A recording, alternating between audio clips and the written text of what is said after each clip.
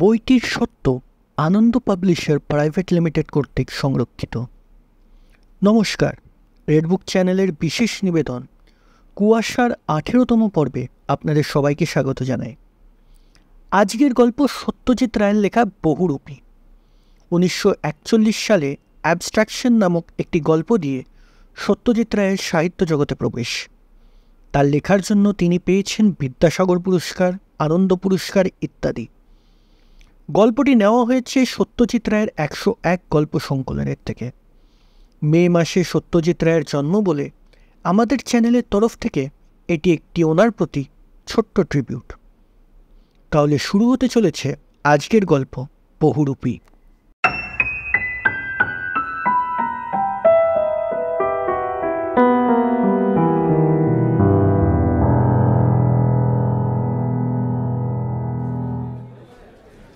New Mahamaya কেবিনে একটি chair দখল করে হাফ চা আর আলুর চপ অর্ডার দিয়ে নিকুঞ্জ সাহা একবার চারিদিকে চোখ বুলিয়ে নিল।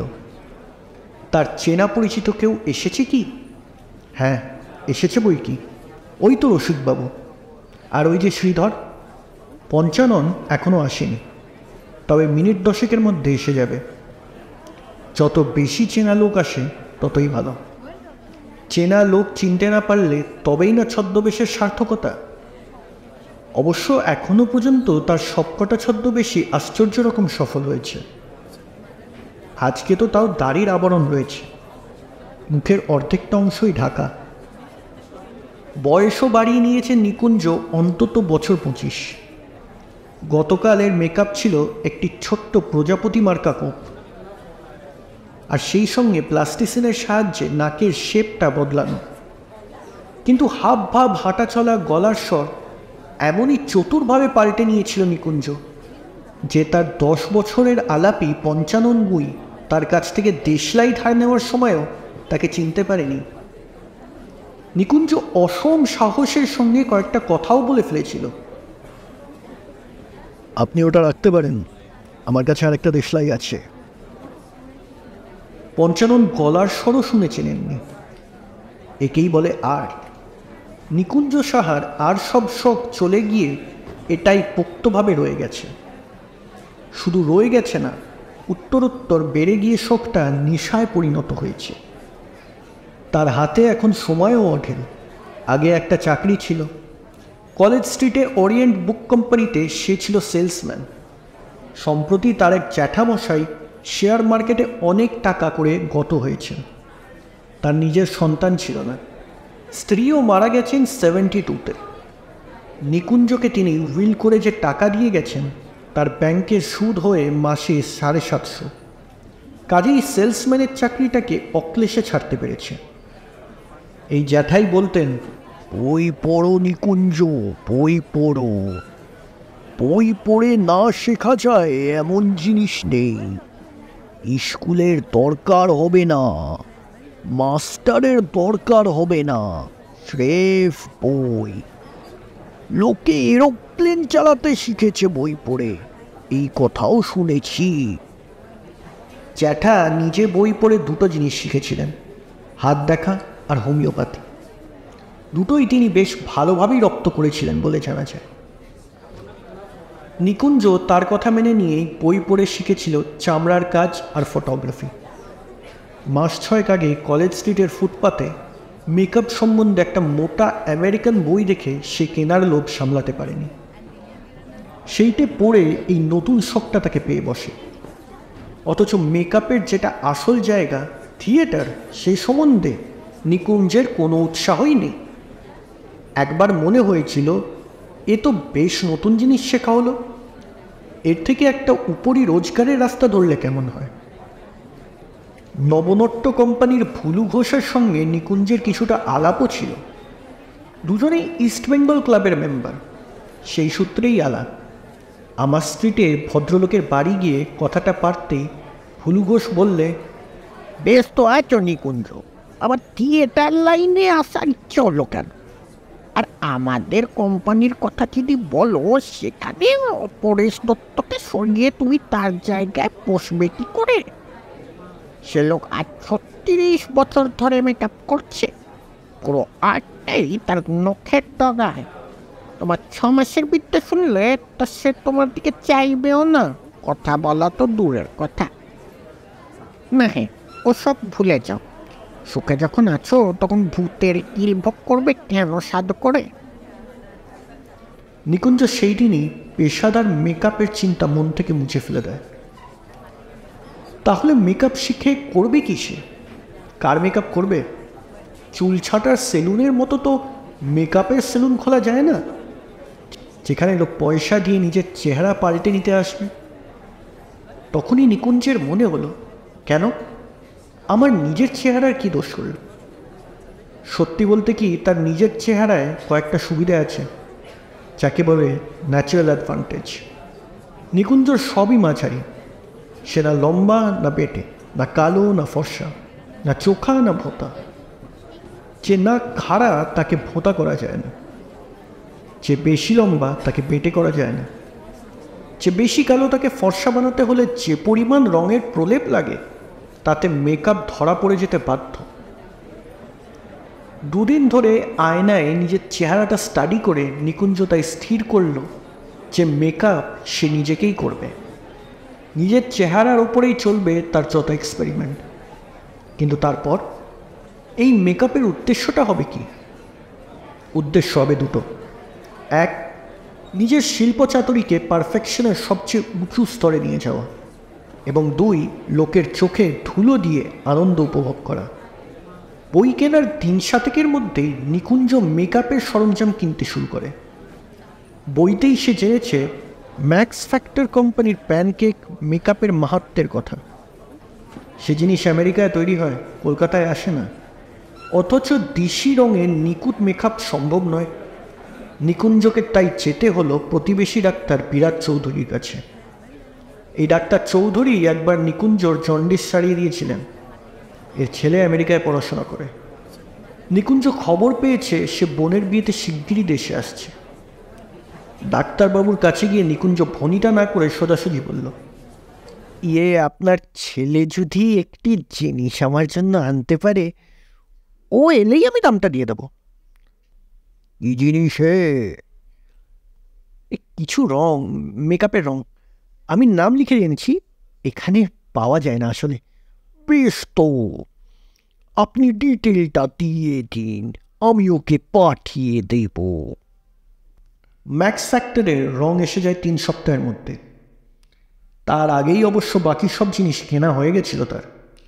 তুলি, স্পিরিট গাম, ফুরু আঁকার কালো পেন্সিল, ফোকলা দাঁত করার জন্য কালো এনামেল পেন্ট, পাকা চুল করার জন্য সাদা রং, পরচুল লাগানোর জন্য সূক্ষ্ম নাইলনের নেট।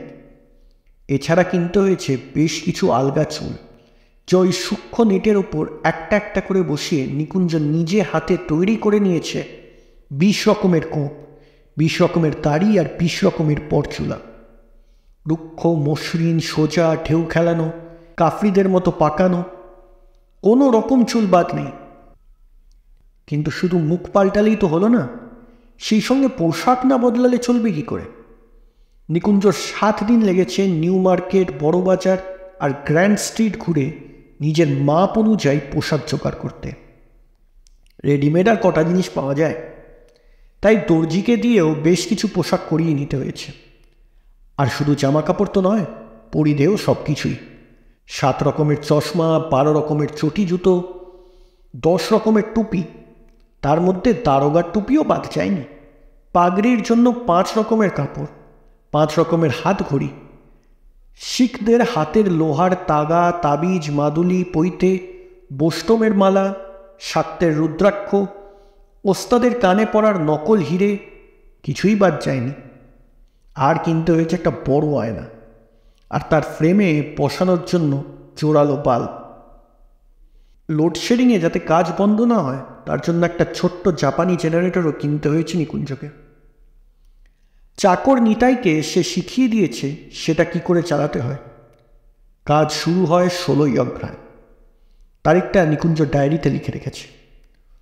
সকাল 8টা থেকে শুরু করে বিকেল 4:30 মেকআপ শেষ হয়। মোটামুটি মধ্যবিত্ত শ্রেণীর লোকেরই মেকআপ নিতে হয়, সেটা নিকুঞ্জ আগেই ঠিক করে রেখেছিল। রাস্তার ভিখিরি বা কুলি মজুর সেজে তো লাভ নেই, কারণ মেকআপ উতরেছে কিনা সেটা পরীক্ষা হবে নিউ মহামায়া কেবিনে। সেখানে বসে চা খেতে পারে এমন লোক তো হওয়া চাই। প্রথম দিনেই বাজি না, ঘন কালো ভুরু আর তার সঙ্গে মানানসই কালো ঝুঁপো গোঁপ বিশিষ্ট মুক্তার সেজেছিল নিকুঞ্জ। সাদা প্যান্ট ও বহু ব্যবহৃত কালো মুক্তারি কোট, হাতে একটা পুরনো ব্রিফকেস, পায়ে শুকতলা ক্ষয়ে যাওয়া কালো শু আর ইলাস্টিকবিহীন সাদা মোজা। তারই টেবিলে এসে বসল পঞ্চানন। নিকুঞ্জ যতক্ষণ চা খেয়েছে তার বুকের ধুকপুকানি চলছে সমানে, কিন্তু সামনে বসা অচেনা সাধারণ মানুষের সম্বন্ধে একজন লোক যে কত কম কৌতূহলী হয়, বিশেষত সে লোকের যদি অন্যদিকে মন থাকে, সেটা নিকুঞ্জ সেদিন বুঝেছে। বাঁ হাতে রেসবুকের পাতা উল্টে উল্টে দেখছে আর ডান হাতে চামচ দিয়ে অমলেট খাচ্ছে। নিকুঞ্জ যখন বয়ের কাছে বিল চাইল তখনও পঞ্চাননের দৃষ্টি ঘুরল না তার দিকে। এ এক অদ্ভুত অভিজ্ঞতা, অদ্ভুত আনন্দ। নিকুঞ্জ সেদিনই বুঝেছিল যে আজ থেকে এটাই হবে তার জীবনের একমাত্র অকুপেশন। সেদিন বাড়ি ফিরে একটা মজা হলো। এটা যে হবে সেটাও আগেই বোঝা উচিত ছিল, কিন্তু নিকুঞ্জর খেয়ালই হয়নি। শশীবাবু থাকেন একতলার সদর দরজার পাশের ফ্ল্যাটে। তার বসার ঘর থেকে কে ঢুকছে না ঢুকছে দেখা যায়। নিকুঞ্জ ফিরেছে 7:15। লোডশেডিং হয়নি বলে দরজার সামনে প্যাসেজে আলো ছিল। মুক্তার নিকুঞ্জ ঢুকতেই শশীবাবু হাঁক এলো, কাকে চাই? নিকুঞ্জ থামল, তারপর শশীবাবুর দরজার দিকে এগিয়ে গেল। এবার তারা মুখোমুখি। শশীবাবু আবার বললেন, কাকে খুঁজছেন মশাই? নিকুঞ্জ সাহা কি এই বাড়িতেই থাকে? আগে হ্যাঁ, দোতলার সিঁড়ি উঠে ডান দিকের ঘর। উত্তরটা দিয়ে শশীবাবু ঘুরে গেলেন, আর সেই ফাঁকে এক টানে গোঁফ্রু খুলে ফেলল নিকুঞ্জ। আচ্ছা শুনছেন, একটা কথা ছিল। বলুন। বলেই নিকুঞ্জর দিকে ফিরে শশীবাবুর চোখ ছানা পড়া হয়ে গেল। সে কি, এটা নিকুঞ্জ? নিকুঞ্জ শশীবাবুর ঘরে ঢুকে গেল। একে ব্যাপারটা জানানো দরকার। বাড়ির অন্তত একজন জানলে ক্ষতি নেই, বরং সুবিধেই হবে। শুনুন শশীদা, আমি এবার থেকে মাঝে মাঝে এই রকম মেকআপ নিয়ে ফিরব। কোনো দিন ডাক্তার, কোনো দিন মুক্তার, কোনো দিন শিখ, কোনো দিন মারোয়ারি, বুঝছেন? বেরোবো বিকেলে, ফিরবো সন্ধ্যায়। আপনার ঘরে এসে মেকআপটা খুলে ফেলব। ব্যাপারটা আমার আপনার মধ্যেই থাক, কেমন? কিন্তু হঠাৎ উদ্ভৎস কেন? থিয়েটার টিয়েটার নাকি? না না, থিয়েটার নয়, এটা একটা এক্সপেরিমেন্ট। আপনাকে কনফিডেন্সে নিচ্ছি, কারণ আপনি বুঝবেন। মোট কথা, আপনি আর ছড়াবেন না ব্যাপারটা, এটা আমার রিকোয়েস্ট। শশীবাবু সজ্জন ব্যক্তি, পাড়ার বঙ্কিম পাঠাগারের লাইব্রেরিয়ান, নিজেও বইয়ের পোকা। নিকুঞ্জর কথায় রাজি হয়ে গেল। কোনো বদ মতলব নেই যখন বলছো, তখন আর কি? কত লোকের তো কত রকম শখই থাকে। কাজটা মেহনতের ও সময় সাপেক্ষ, তাই সপ্তাহে 2 দিনের বেশি মেকআপ নেওয়া চলবে না। এটা নিকুঞ্জ আগেই বুঝেছিল, তবে বাকি সময়টা সদ্ব্যবহার করতে বাধা নেই। নিকুঞ্জ সেই সময়টা শহরে ঘুরে বেরিয়ে লোকজনকে স্টাডি করত। নিউ মার্কেট যে ব্যাপারে একটা স্বর্ণখনি, সেটা একদিন গিয়েই বুঝেছে। তাছাড়া খেলার মাঠ, হিন্দি সিনেমার কিউ, এসব তো আছেই। ইন্টারেস্টিং টাইপের লোক দেখলে নিকুঞ্জ খাতায় নোট করে নেয়। এমনকি কোনো ছুতো করে সে লোকের সঙ্গে দুটো কথাও বলে রাখে। কটা বাজলো দাদা? আমার ঘড়িটা না আবার, অথবা এখান থেকে গড়িয়াহাট যেতে কত নম্বর বাস ধরবো বলতে পারেন? এ ধরনের প্রশ্নেও যথেষ্ট কাজ হয়। যেদিন মেকআপ থাকে না সেদিন বিকেলে সে স্বাভাবিক বেশি চলে আসে মহামায়া কেবিনে। যে 3-4 জন লোক আসে তাদের সঙ্গে গল্পগুজব করে যথাসময়ে ফিরে আসে তার বৃন্দাবন বসাক লেনের ফ্ল্যাটে। ছোকরা চাকর নিতাই অবশ্য বাবুর ব্যাপারটা জানে।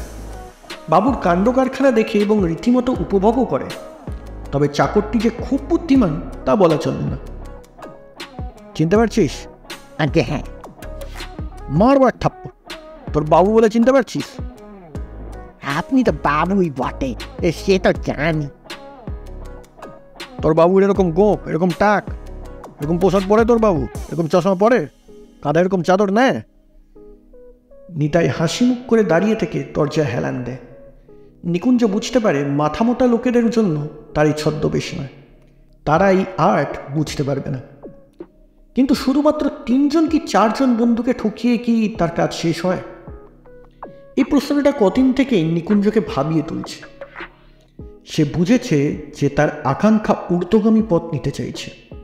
তার আর্টের দৌড় কতটা সেটা জানার জন্য একটা গোপন বাসনা মাথা উঁচিয়ে উঠছে। সেই বাসনা চরিতার্থ করার একটা সুযোগ এসে গেল কয়েকদিনের মধ্যে। শশীবাবুর ঘরেই কথা হচ্ছিল এই ফ্ল্যাট বাড়ির কয়েকজন বাসিন্দাদের মধ্যে। নিকুঞ্জ সেখানে উপস্থিত। ভুজঙ্গবাবু একটু আধটু ধর্মচর্চা করেন, তার মধ্যে প্রাণায়াম, কুম্ভক, রেচক, নাক দিয়ে জল টানা এসব তো আছেই। গুজব শোনা যায় তিনি নাকি সন্ন্যাসী হতে হতে সংসারী হয়ে পড়েন। তবে অনেক সাধু সন্ন্যাসীর সঙ্গে আলাপ আছে তার। কেদার, বদ্রী, কাশী, কামাখ্যা সব ঘোরা আছে কুণ্ডু স্পেশালে। তিনি বললেন তারাপীঠে এক তান্ত্রিক সাধু এসে আস্তানা গেড়েছেন। তার ক্ষমতা নাকি পৌরাণিক সাধুদেরকেও হার মানায়। নামটা কি বললেন? জিজ্ঞাসা করল ব্যাংকের চাকুরে হরবিলাস। নাম বলিনি। বিরক্ত হয়ে বললেন ভুজঙ্গবাবু। রাগলে ওনার ভুরু উপরে উঠে যায়, ফলে চশমা নাক দিয়ে হড়কে নিচে নেমে আসে।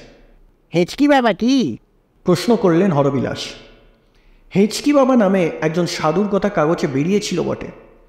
ইনি নাকি ভক্তদের সামনে কথা বলতে বলতে হঠাৎ হঠাৎ এমন হেঁচকি তোলেন যে মনে হয় শেষ সময় উপস্থিত, কিন্তু পরক্ষণই সামলে নিয়ে এমন ভাব করেন যেন কিছুই হয়নি। অথচ উপস্থিত ডাক্তাররাও বলেছে এ হেঁচকি মরণ হেঁচকি ছাড়া কিছুই নয়। ভুজঙ্গবাবু ডান হাতের তর্জনী দিয়ে চশমা নাকের ওপর ঠেলে তুলে জানালেন সাধুর নাম কালিকানন্দ স্বামী। যাবেন নাকি? জিজ্ঞাসা করলেন ইন্স্যুরেন্সের দালাল তনয়বাবু। আপনি যান তো আমিও ঝুলে পড়ি আপনার সঙ্গে। সাধু দর্শনে বেশ একটা হয়। কলকাতার এই হোলসেল নোংরামি আর ভাল লাগে না। ভুজঙ্গবাবু বললেন তিনি যাবেন বলেই স্থির করেছেন। নিকুঞ্জ আর কিছু না বলে দোতলায় নিজের ঘরে চলে যায়। তার ধমনীতে রক্ত যে বেশ দ্রুত চলাচল শুরু করেছে সেটা সে বুঝতে পারছে ভালোভাবেই। তান্ত্রিক সাজতে হলে কী কী জিনিস লাগে, কী কী তার কাছে আছে এবং কী কী জোগাড় করতে হবে সেটা জানা চাই। তার থেকে বঙ্কিম গ্রন্থাবলী নিয়ে কপালকুণ্ডলার তান্ত্রিকের বর্ণনাটায় একবার চোখ বুলিয়ে নিল নিকুঞ্জ। আজও এ বর্ণনার কোনো পরিবর্তন হয়নি। সাধু সন্ন্যাসীদের চেহারা পৌরাণিক যুগে যেমন ছিল আজও তেমনই আছে। নিকুঞ্জ একবার বেনারসে গিয়েছিল। দশাশ্বমেধ ঘাটে গিয়ে মনে হয়েছিল যে প্রাচীন ভারতবর্ষের চেহারাটা এই একটা জায়গাতেই ধরা রয়েছে। নিকুঞ্জর প্ল্যান ঠিক হয়ে গেল। তারাপীঠ হলো বীরভূম। রামপুরহাটে নিকুঞ্জর এক খুড়তুতো ভাই থাকে। সেইখানে এসে চলে যাবে তান্ত্রিক মেকআপের সরঞ্জাম নিয়ে। তারপর সেখান থেকে তৈরি হয়ে নিয়ে হাজির হবে তারাপীঠে। তারপর হবে পরীক্ষা। সাধু বাবাজিদের মধ্যে সে বেমালুম মিশে যেতে পারে কিনা সেইটা তাকে দেখতে হবে। ভুজঙ্গবাবুরাও সেখানে থাকবেন, তারাও তার ছদ্মবেশ ধরতে পারেন কিনা দেখা যাবে। মেকআপের বেশিরভাগ জিনিসই নিকুঞ্জর ছিল, কেবল হাতে নেওয়ার যষ্টি, চিমটে, কমণ্ডলু ছাড়া। সেটাকে জটায় পরিণত করতে হবে, ও হয়ে যাবে, চিন্তার কোনো কারণ নেই। ভুজঙ্গবাবু সপরিবারে বুধবার রওনা দিচ্ছেন খবর পেয়ে নিকুঞ্জ মঙ্গলবার বেরিয়ে পড়ল। ভাই সন্তোষকে আগেই খবর দেওয়া ছিল, যদিও কেন যাচ্ছে সেটা নিকুঞ্জ জানায়নি। ভাইয়ের বয়স 22, বাবা মারা গেছে গত বছর। তিনি ছিলেন রামপুরহাটে পূর্ণিমা টকিজের মালিক। এখন সন্তোষী মালিকানা ভোগ করছে এবং হিন্দি ছবি দেখিয়ে পয়সাও কামিয়েছে। হয়তো হিন্দি ছবি দেখার জন্যই নিকুঞ্জর প্ল্যানের মধ্যে একটা দারুণ অ্যাডভেঞ্চারের গন্ধ পেল। বলল, তোমার কোনো চিন্তা নেই নিকুঞ্জদা, আমার গাড়িতে করে সোজা নিয়ে গিয়ে তোমাকে একেবারে শ্মশানের মুখে নামিয়ে দেব। নিকুঞ্জের খেয়ালই ছিল না যে তারাপীঠের শ্মশানেই হচ্ছে মন্দির, আর শ্মশানেই যত সাধুদের আস্তানা। সন্তোষ বলাতে মনে পড়ল, তারাপীঠের বিখ্যাত সাধু বামাখ্যাপা তো শ্মশানেই সাধনা করতেন। বিশুদ্ধবার দিন ভোর থেকে মেকআপ শুরু করে দিল নিকুঞ্জ। দাড়ি গোঁফ জটা লাগানোর সঙ্গে সঙ্গে তার পরিচয়ও লোপ পেল। তারপর কপালে চন্দনের প্রলেপ আর লাল ফোঁটা দিয়ে, গলায় 3 গাছি বড় বড় রুদ্রাক্ষের মালা পরে, গায়ে গেরুয়া বস্ত্র চাপানোর সঙ্গে সঙ্গে সন্তোষ তরাক করে লাফিয়ে উঠে টিপ করে প্রণাম করল নিকুঞ্জকে। উফ নিকুঞ্জদা, এ যাও হয়েছে না, তার বাপের সাথে তোমাকে চিনবে দেয়া, তোমার সামনে দাঁড়িয়ে আছি বলে, না হলে আমিও বমকে যেতাম। এই কমাসে হাত পেকেছে, তাই দুপুর 2:30টার মধ্যে মেকআপ হয়ে গেল। চিমটে কমণ্ডলু নতুন কেনা, তাই তাদেরও একটু মেকআপ করে পুরনো করে নেওয়া হলো। 4টের মধ্যে সম্পূর্ণ তৈরি নিকুঞ্জ সাহা ওরফে ঘনানন্দ মহারাজ। একটা নাম না দিলে চলে না, যদিও নিকুঞ্জ মাঝে মাঝে বম বম ছাড়া কথা বলবে না বলেই স্থির করেছে। সাধুরা অন্য জগতের মানুষ, সাধারণ মানুষের সঙ্গে তাদের কথা বলতে হবে এমন কোনো কথা নেই। নামটা দরকার হচ্ছে সন্তোষের জন্য।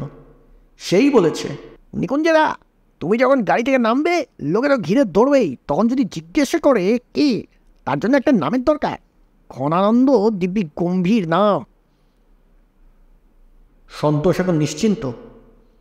সন্তোষ সচরাচর নিজের গাড়ি চালায়, কিন্তু এবার সে একটা ড্রাইভার নিল। আমাকে সাধু বাবার সঙ্গে ঘোরাঘুরি করতে হবে, গাড়িটা কিন্তু আপনার জিম্মায় থাকবে। একটা কথা নিকুঞ্জ সন্তোষকে না বললে পারল না। ওখানে পৌঁছানোর পর আমি কিন্তু একা হয়ে যেতে চাই। আমার লক্ষ্য হবে কালিকানন্দ।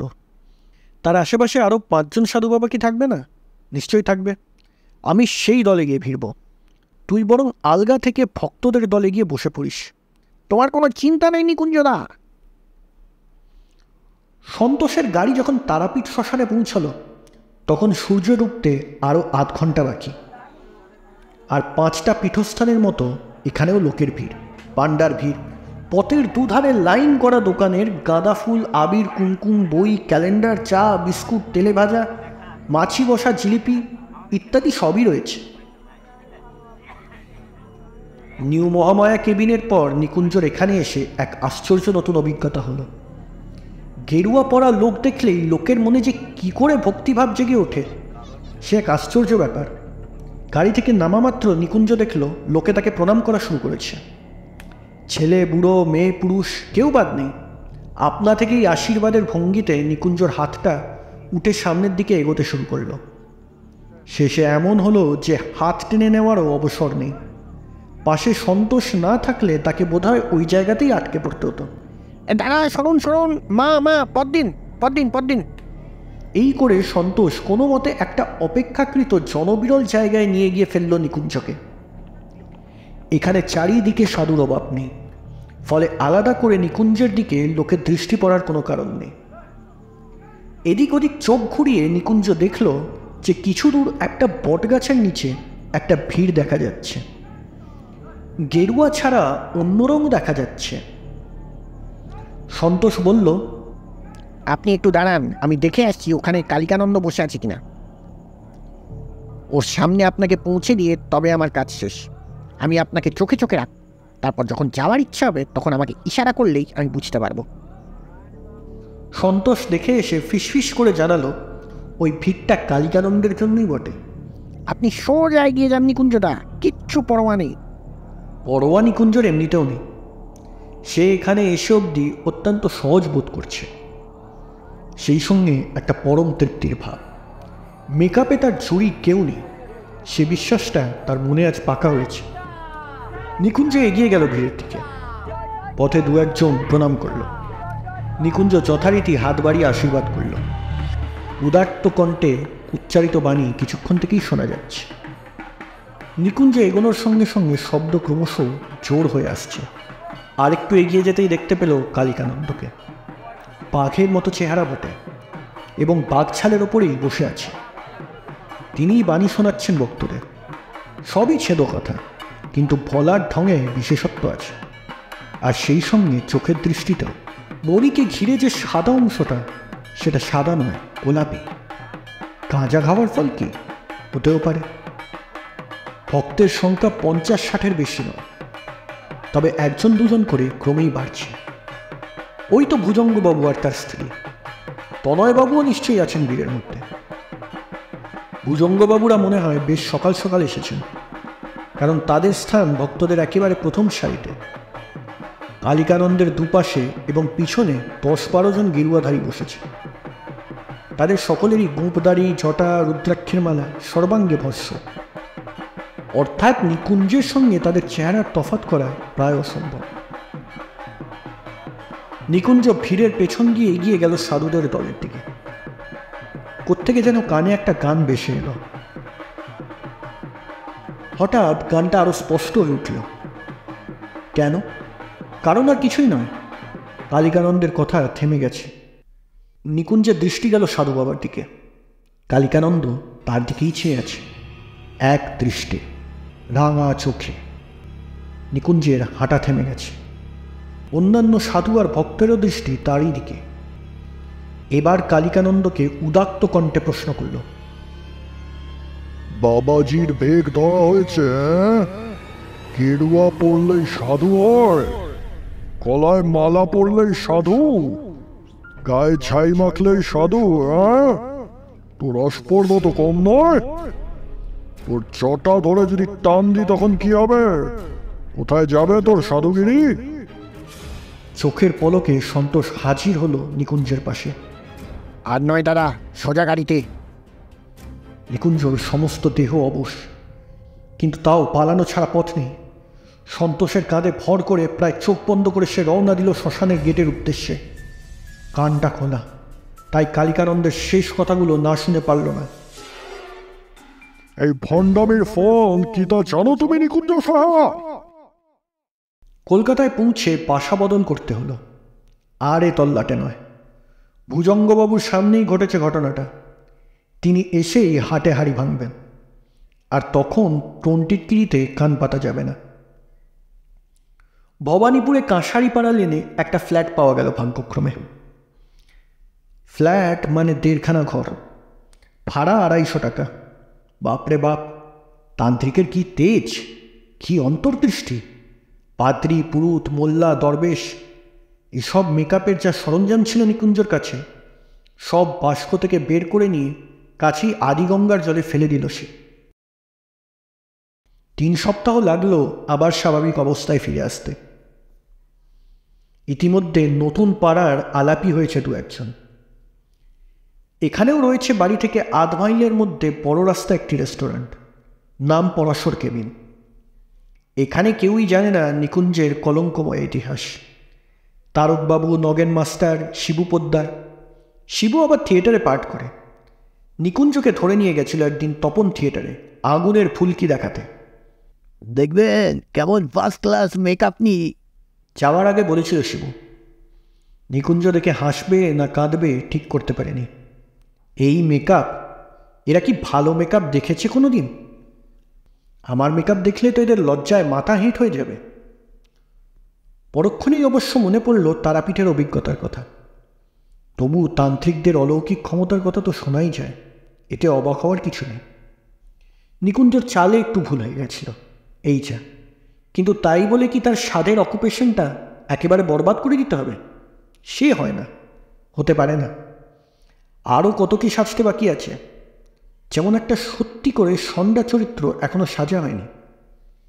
এক তান্ত্রিক ছাড়া যা সেজেছে সবই নিরীহ অমায়িক চরিত্র, যাদের দিকে এমনিতেই লোকের দৃষ্টি যায় না। চোখ যাবে অথচ চেনা যাবে না, তেমন একটা চরিত্রের মেকআপ না করলে আর সত্যি করে সাফল্যের পরীক্ষা হবে কি করে? কেমন হবে এই সন্দ চরিত্র? মাথায় কদম ঝাট চুল, মুখে 4 দিনের দাড়ি, চোখের নিচে একটা ক্ষত চিহ্ন যাকে বলে স্কার, নাকটা একটু ভাঙা মুষ্টিযোদ্ধাদের মতো, হাতে উল্কি, গলায় চেন, পরমে বোতাম ছাড়া চেক শার্ট আর পরমাল লুঙ্গি। তারাপীঠের অভিজ্ঞতার পর নিকুঞ্জর আর ছদ্মবেশে ত্রিসীমানাতেও যাওয়া উচিত ছিল না। কিন্তু শখটা বোধহয় এমনই মজ্জাগত যে কাজের বেলা দেখা গেল সে দ্বিগুণ উৎসাহ নিয়ে বসে গেছে আবার আয়নার সামনে।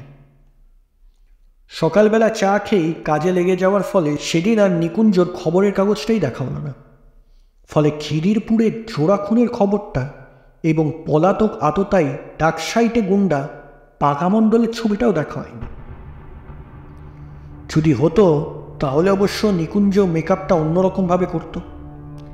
বাঘা মণ্ডলের ছবি মাস 6 আগে একবার বেরিয়েছিল কাগজে। সেটা এক দুঃসাহসিক ডাকাতির পর। সেবারও বাঘা পুলিশের চোখে ধুলো দিয়ে পালিয়েছিল। কাগজে ছবি ছাপার উদ্দেশ্য ছিল জনসাধারণকে সতর্ক করা। সেই প্রথমবারের ছবি কি নিকুঞ্জ দেখেছিল, আর সেই চেহারা তার মনের অবচেতনে গাঁথা হয়ে গিয়েছিল? নাহলে আজ সে হুবহু বাঘা মণ্ডলের ছদ্মবেশ নেবে কেন? ছবি দেখে থাকলেও বাঘা সংক্রান্ত ঘটনা বলে নিশ্চয়ই নিকুঞ্জর জানা ছিল না।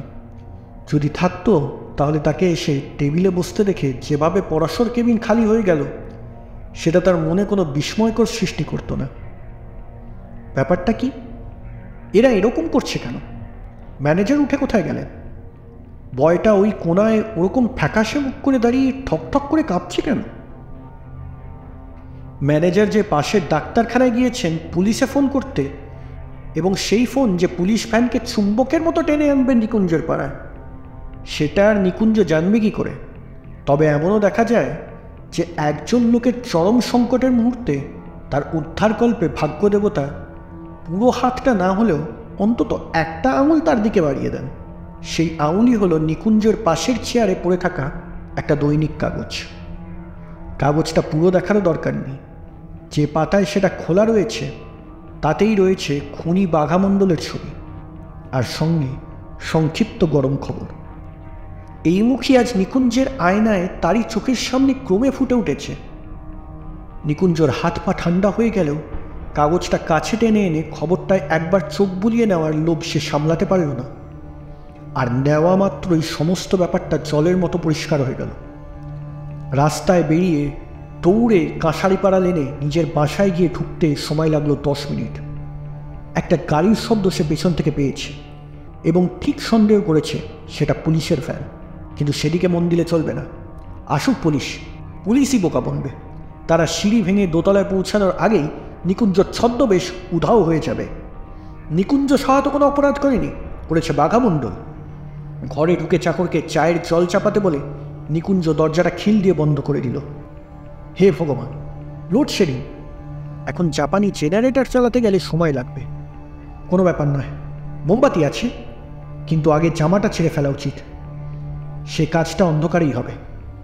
নিকুঞ্জ এক নিমেষে লুঙ্গি শার্ট কালো কোট ছেড়ে খাটের ওপর ছুঁড়ে ফেলে এক ঝটকায় আলনা থেকে পায়জামাটা নামিয়ে নিয়ে সেটাকে পরে ফেলল।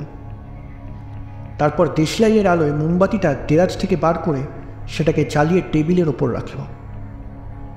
এখনও পুলিশ ভ্যানের কোনো শব্দ নেই। পুলিশ হয়তো পাড়ায় নেমে খোঁজ নিচ্ছে কোন বাড়িতে ঢুকেছে বাঘা মণ্ডল। এ বাড়ির লোক অন্তত তাকে ঢুকতে দেখেনি। সামনের বা আশেপাশের বাড়ির কথা নিকুঞ্জ জানে না। এসব চিন্তার মধ্যে নিকুঞ্জ হাত চালাতে শুরু করল। প্রথমে নকল গোপ। নকল যদি হবে তো টানলে খুলছে না কেন? স্পিরিট গাম দিয়ে আটকানো গোপ তো একটা নিয়ে খুলে যায়। তবে মোমবাতিটা মুখের কাছে এনে আয়নার দিকে ছুটতেই নিকুঞ্জর রক্ত জল হয়ে গেল। এই গোপ তো নকল বলে মনে হয় না। এই যে তার চামড়া দিয়ে গজিয়ে ওঠা, আঠার কোনো চিহ্নই নেই এই গোপে। এ পরচুলা নয়, এ যে তার নিজেরই ছুট। এমনকি 4 দিনের যে গজানো দাড়ি সে একটি একটি করে গালে লাগিয়েছে, তাতেও তো নকল হওয়ার কোনো চিহ্ন নেই। আর চোখের তলায় কত চিহ্ন! কোন মেকআপ আর্টিস্টের ক্ষমতা এরকম ধরনের ক্ষত চিহ্ন তৈরি করা? এ তো সেই 19 বছর আগে এনতলির গাঁজা পার্কে পুত্রু শেখের সঙ্গে হাতাহাতির সময় ছুরির আঘাতের ফল। বাঘা তখনও বাঘা হয়নি, তখন সে রাধু মণ্ডল, বয়স 21, সবে গুন্ডামিতে তালিম নিচ্ছে মেঘনাথ রক্ষিতের কাছে। দরজা ভেঙে ঢুকল পুলিশ। মাটিতে অবচেতন অবস্থায় পড়ে থাকা বাঘা মণ্ডলের দিকে টর্চ ফেলে দারোগা চাকর নিতাইকে জিজ্ঞেস করলেন, এ লোক কি এ বাড়িতেই থাকে? আগে হ্যাঁ, উনি তো আমার মুনিব। কি নামে জানো ওকে? নিকুঞ্জ বাবু আর সাহা বাবু। ভদ্রলোক সাজা হয়েছে। বাঁকা হাসি হেসে বললেন দারোগা বাবু। তারপর কনস্টেবলের দিকে ফিরে বললেন, ওকে ধরে বেশ করে ঝাঁকা তো দেখি। হুঁশ ফিরুক, তারপর বাকি কাজ। রিভলভার বার করে তাক করে রইলেন দারোগা। বেহু সততাই এর দিকে। ঝাঁকানি দিতেই প্রথমে বাঘামণ্ডলের পরচুলাটা খসে পড়ল মাটিতে, তারপর গোঁপটা। তার প্লাস্টিসিন দিয়ে সযত্নে তৈরি ক্ষতচিহ্ন ও নাকের বাড়তি অংশটাও উঠে এলো নেট সমেত। ততক্ষণে অবশ্য নিকুঞ্জ সাহার জ্ঞান ফিরেছে। কাপালিকের ধমকানিতে যে কাজ হয়নি, আজ পুলিশে শ্মশানিতে তা হলো। নিকুঞ্জ এখন বই পড়ে মূর্তি বা ক্লে মডেলিং শিখছে। গঙ্গা কাছেই, নিতাই সেখান থেকে মাটি এনে দেয়। নিকুঞ্জের ইচ্ছা নিতাই হবে তার প্রথম মডেল। শেষ হলো আজকের গল্প। আপনাদের গল্পটি কেমন লাগলো সেটা অবশ্যই লিখে জানাবেন। গল্পটি ভালো লেগে থাকলে লাইক করবেন, চ্যানেলে নতুন হলে সাবস্ক্রাইব করবেন। ধন্যবাদ।